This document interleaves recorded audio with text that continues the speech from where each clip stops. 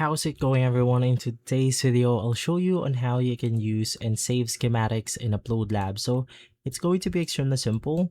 So let's go ahead and enable this nodes right here. And then if you want to make sure that you save all of your schematics seamlessly, you can even use it to sync your saves. You want to make sure to click on the actual schematic or the node, and then we have the save icon. So if you want to go ahead and save this one, you want to click on the save icon right here. That allows you to basically name your schematic the way you want to. So let's say that this schematic is going to be basic download. In here, we could click on the save icon, and then we have successfully saved this schematic right here.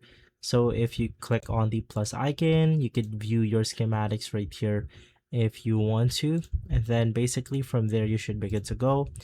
Now I suggest also saving your game, so in that way you won't be able to simply lose all of your progress.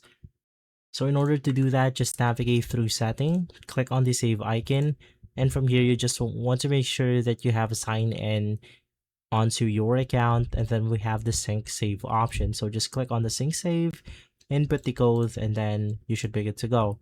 And so guys, if this video has been helpful, leave a like, subscribe, and follow us for more videos like this. Thanks for watching.